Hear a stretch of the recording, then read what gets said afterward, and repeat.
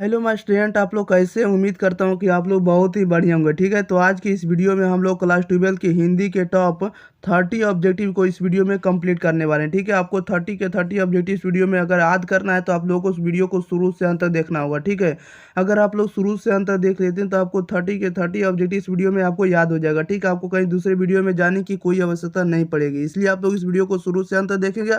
अगर आप लोगों को यह वीडियो पसंद आता है तो वीडियो को लाइक, शेयर और चैनल को आप लोग जरूर सब्सक्राइब कर दिएगा। ठीक है, चलिए तो हम लोग स्टार्ट करते हैं। क्वेश्चन नंबर देखेगा 71। अगर इसके पिछले दो वीडियो को नहीं देखें तो आप लोग जरूर जाकर देख लीजिएगा। फर्स्ट वीडियो में आप लोगों के लिए 35 ऑब्जेक्टिव इसमें बताया गया। ठीक है, सेकेंड वीडियो में भी आपको 35 ऑब्जेक्टिव बताया गया, और ये जो आपको लेकर आ रहे हैं थर्ड वीडियो जो आपको इसमें से 30 ऑब्जेक्टिव है। ठीक है, उसको आप लोग जरूर जाकर देख लीजिएगा। चलिए तो हम लोग बढ़ते हैं। क्वेश्चन नंबर देखिएगा 71। 71 नंबर में देखिएगा क्या करा है। 71 नंबर से बढ़ने से पहले आप लोग को बता दें कि प्रत्येक आंसर आपको 5 से 10 सेकंड के अंदर कमेंट बॉक्स के अंदर बताते चलना। ओके, 71 नंबर में कह रहा है इनमें से कौन सी रचना जो तुलसी की नहीं है बताइएगा। इनमें से कौन सी जो रचना जो तुलसीदास की नहीं है बताइएगा। इनमें से कौन सी रचना जो तुलसीदास की नहीं है, तो तुलसीदास की रचना कौन नहीं है, इसका आंसर आप लोग कमेंट बॉक्स में बताइएगा। तो तुलसीदास की रचना कौन नहीं है, तो विनय पत्रिका। विनय पत्रिका जो तुलसीदास की रचना नहीं है, आप लोगों को भी पता होगा। ठीक है, option number D right answer हो जाएगा। 72 में कह रहा है कि इनमें से कौन सी रचना तुलसी की नहीं बताइएगा। तुलसी का मतलब हुआ था कि तुलसीदास का बात कर रहा है। ठीक है, इनमें से कौन सी रचना तुलसीदास की नहीं है, तो तुलसीदास की रचना कौन है आप लोग बताइएगा, कौन नहीं है। ठीक है, तुलसीदास की रचना कौन नहीं है, आप लोग जल्दी जल्दी बताइएगा इसका राइट आंसर। तो तुलसीदास की रचना नहीं है राधा स्तुति। राधा स्तुति जो आपको तुलसीदास की रचना नहीं है।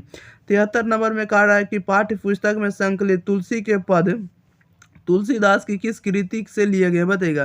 कह रहा है कि पाठ्य पुस्तक में संकलित तुलसी के पद तुलसीदास की किस कृति से लिए गए। इसका राइट आंसर बताइएगा क्या हो जाएगा। 73 का राइट आंसर आपका डी हो जाएगा, विनय के पद से लिए गए। ठीक है, ऑप्शन नंबर इसका क्या हो जाएगा, डी हो जाएगा, विनय के पद से। नेक्स्ट देख लेते हैं। क्वेश्चन नंबर देखिएगा 74। 74 नंबर में कह रहा है कि मानस की रचना कब हुई थी बताइएगा। मानस की रचना कब हुई थी, तो मानस की रचना संवत 1631 ईस्वी में हुई। Option number C right answer हो जाएगा। क्वेश्चन नंबर 75 में कह रहा है ध्रुव स्वामिनी कैसी कृति है बताइएगा। ध्रुव स्वामिनी जो कैसी कृति है, आप लोगों को भी पता होगा कि ध्रुव स्वामिनी एक प्रकार का नाटक है। डी राइट आंसर हो जाएगा। 76 में कह रहा है देवी प्रसाद साहू जयशंकर प्रसाद के कौन थे बताइएगा। देवी प्रसाद साहू जयशंकर प्रसाद के कौन थे, तो जयशंकर प्रसाद के पिताजी थे। Option number C right answer हो जाएगा। नेक्स्ट क्वेश्चन बढ़ जाते हैं। क्वेश्चन नंबर देखिएगा आप लोग 77 नंबर की ओर। 77 में कह रहा है उषा शीर्षक कविता के कवि कौन है बताइएगा। उषा शीर्षक कविता के कवि हैं। उषा शीर्षक कविता के कवि कौन है, आप लोगों को भी पता है कि उषा शीर्षक कविता के कविकार जो है आपको लेखक जो है शमशेर बहादुर सिंह है। ठीक है, जिसे कवियों का कवि भी कहा जाता है। 78 में कह रहा है कि चुका भी नहीं हूँ मैं के रचयिता कौन है बताइएगा। चुका भी नहीं हूँ मैं के रचयिता कौन है, तो इसके रचयिता शमशेर बहादुर सिंह है। Option number C right answer हो जाएगा। 79 नंबर में कह रहा है दीवार में एक खिड़की रहती थी के रचनाकार कौन है बताइएगा। दीवार में एक खिड़की रहती थी के रचनाकार कौन है, तो दीवार में एक खिड़की रहती थी, इसके रचनाकार है विनोद कुमार शुक्ल है। ए राइट आंसर हो जाएगा। नेक्स्ट क्वेश्चन बढ़ जाते हैं। क्वेश्चन नंबर देखेगा 80। क्वेश्चन नंबर 80 में कह रहा है कि अशोक वाजपेयी का जन्म कब हुआ था बताइएगा। अशोक वाजपेयी का जन्म कब हुआ था, तो अशोक वाजपेयी का जन्म हुआ था 16 जनवरी 1941 ईस्वी को। Option number A right answer हो जाएगा।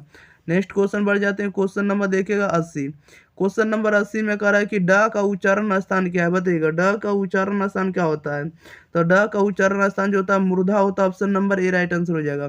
82 में कह रहा है अध्यापक शब्द का स्त्रीलिंग क्या होगा बताइएगा। अध्यापक शब्द का स्त्रीलिंग क्या होगा, तो अध्यापक का स्त्रीलिंग जो होगा आपको अध्यापिका होगा। Option number B right answer हो जाएगा।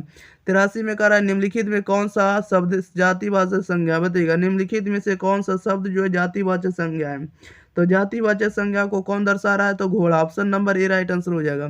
84 में कह रहा है कि किन संज्ञा शब्दों का प्राय बहुवचन नहीं होता है बताइएगा। कह रहा है कि किन संज्ञा शब्दों का प्राय बहुवचन नहीं होता है, इसका राइट आंसर बताइएगा क्या हो जाएगा। तो व्यक्तिवाचक संज्ञा का कभी भी बहुवचन नहीं बनता है, प्लुरल नहीं बनता। ओके, नेक्स्ट क्वेश्चन बढ़ जाते हैं। क्वेश्चन नंबर देखिएगा 85। कह रहा है कि विदुषी किस शब्द का स्त्रीलिंग रूप है बताइएगा। विदुषी किस शब्द का स्त्रीलिंग रूप है, इसका राइट आंसर बताइएगा। विदुषी का आपको स्त्रीलिंग रूप जो है ये आपको विदुषी आपका स्त्रीलिंग रूप है, लेकिन किसका स्त्रीलिंग रूप है ये आपको बताना है। तो ये आपको विद्वान का ऑप्शन नंबर क्या हो जाएगा, बी राइट आंसर हो जाएगा। ठीक है, 86 में कह रहा है निम्नलिखित शब्दों में कौन सा शब्द जो है योगरूट शब्द है, बताइएगा निम्नलिखित में कौन सा शब्द जो है योगरूट शब्द को दर्शा रहा है। तो योगरूट शब्द आपको लंबोदर है, option number D right answer हो जाएगा। ओके। 87 में कह रहा है निम्नलिखित शब्द में कौन सा शब्द यौगिक है, बताइएगा यौगिक शब्द कौन होगा।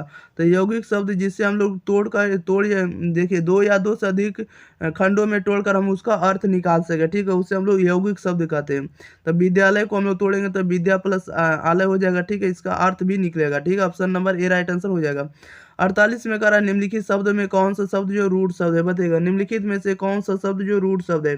तो रूट शब्द कौन हो जाएगा, पानी हो जाएगा, option number A right answer हो जाएगा। नेक्स्ट क्वेश्चन बढ़ जाते हैं, क्वेश्चन नंबर 89।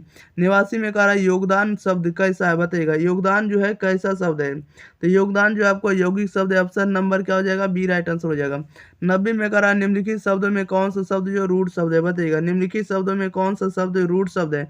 तो रूट शब्द आपका माला हो जाएगा, option number B right answer हो जाएगा। 91 में कह रहा है निम्नलिखित में कौन सा शब्द जो शुद्ध शब्द, बताइएगा निम्नलिखित में कौन सा शब्द शुद्ध शब्द है। तो शुद्ध शब्द जो लिखा हुआ है प्रादुर्भाव, प्रादुर्भाव जो लिखा हुआ है बी राइट आंसर हो जाएगा, ठीक है, यानी बी में आपको प्रादुर्भाव सही लिखा हुआ है, ठीक है, आप लोग देख लीजिएगा इसका वर्तनी भी, ठीक है। 92 में कह रहा है निम्नलिखित में कौन सा शब्द जो शुद्ध शब्द है, बताइएगा शुद्ध शब्द आप लोग को चुनना है। निम्नलिखित में से कौन सा शब्द जो शुद्ध शब्द है। तो शुद्ध शब्द आपको ऑप्शन नंबर बी लिखा हुआ अनुग्रहित है, ठीक है। आपको वर्तनी भी देखना पड़ेगा क्योंकि किस प्रकार से लिखना है, ठीक है, ये नहीं कि आपको आपको जैसे मान लीजिए सीता लिखना, तो सीता आप लोग हर्षीकार दे दीजिएगा तो गलत हो जाएगा, ठीक है, सीता के लिए दीर्घीकार देना पड़ेगा, ठीक है, इसलिए आपको वर्तनी भी देखना पड़ेगा। तो 92 का राइट आंसर क्या हो जाएगा, बी हो जाएगा, अनुग्रहित आपको बी सही लिखा हुआ। ओके, नेक्स्ट देख लेते हैं, क्वेश्चन नंबर देखिएगा 93। 93 में कह रहा है निम्नलिखित में कौन सा शब्द जो शुद्ध शब्द है, बताइएगा निम्नलिखित में कौन सा शब्द शुद्ध है। शुद्ध शब्द कौन सा हो जाएगा, ऑप्शन नंबर सी हो जाएगा अंतर्निहित, अंतर्निहित option number C right answer हो जाएगा। 94 में कह रहा है निम्नलिखित में कौन सा शब्द शुद्ध है, बताइएगा निम्नलिखित में कौन सा शब्द शुद्ध है। तो शुद्ध शब्द कौन लिखा हुआ, सामुदायिक, सामुदायिक आपको शुद्ध शब्द लिखा हुआ, option number A right answer हो जाएगा। 95 में कह रहा है निम्न में किस शब्द की वर्तनी शुद्ध है, बताइएगा निम्न में किस शब्द की वर्तनी शुद्ध है। ऑप्शन नंबर इसका ए राइट आंसर हो जाएगा। ए में आपको लिखा हुआ पुनर्विचार, पुनर्विचार आपको सही लिखा हुआ है ए में। ओके, 96 में कह रहा है कि परोपकारी शब्द का विपरीतार्थ शब्द क्या होगा, बताइएगा परोपकारी का आपको उल्टा शब्द बताना, परोपकारी का उल्टा शब्द क्या होगा। तो परोपकारी का उल्टा शब्द जो होगा आपको स्वार्थी होगा, ऑप्शन नंबर क्या हो जाएगा, बी राइट आंसर हो जाएगा। नेक्स्ट क्वेश्चन देख लेते हैं, क्वेश्चन नंबर देखिएगा 97। 97 नंबर में कह रहा है राजा का विपरीतार्थ शब्द क्या होगा, बताइएगा राजा का उल्टा शब्द है, तो राजा का उल्टा शब्द क्या होगा। तो राजा का उल्टा शब्द आपका प्रजा होता है, option number B right answer हो जाएगा। क्वेश्चन नंबर 98 में कह रहा है आध्यात्मिक शब्द का विपरीतार्थ शब्द क्या होगा, बताइएगा आध्यात्मिक का उल्टा शब्द क्या होगा। तो आध्यात्मिक आध्यात्मिक शब्द का विपरीतार्थ शब्द क्या होने वाला, तो आध्यात्मिक का विपरीतार्थ शब्द भौतिक होगा, डी राइट आंसर हो जाएगा। क्वेश्चन नंबर 99 में कह रहा है कि आरोहण का उल्टा शब्द क्या होगा, बताइएगा आरोहण का उल्टा शब्द, आरोहण का विलोम शब्द बताना है। तो आरोहण का विलोम शब्द जो होगा अवरोहण होगा, ए राइट आंसर हो जाएगा। क्वेश्चन नंबर 100 में कह रहा है उच्छ्वास का उल्टा शब्द क्या होने वाला है, बताइएगा उच्छ्वास का विपरीतार्थ शब्द। तो उच्छ्वास का विपरीतार्थ शब्द जो होगा निश्वास होगा, ऑप्शन नंबर क्या हो जाएगा, ए राइट आंसर हो जाएगा, निश्वास। ओके, चलिए तो इस वीडियो में जितने भी ऑब्जेक्टिव था सभी के सभी ऑब्जेक्टिव आपको हम कंप्लीट करा दिए, ठीक है। आप लोग इस वीडियो के अंदर आप लोगों को सभी ऑब्जेक्टिव याद भी हो गए। आप लोग इस वीडियो को ज़्यादा से ज़्यादा शेयर करें, चैनल को सब्सक्राइब करें, वीडियो को आप लोग जरूर शेयर करते रहें। ओके, मिलते हैं हम लोग अगली वीडियो के साथ, तब तक के लिए thank you for watching this video, धन्यवाद।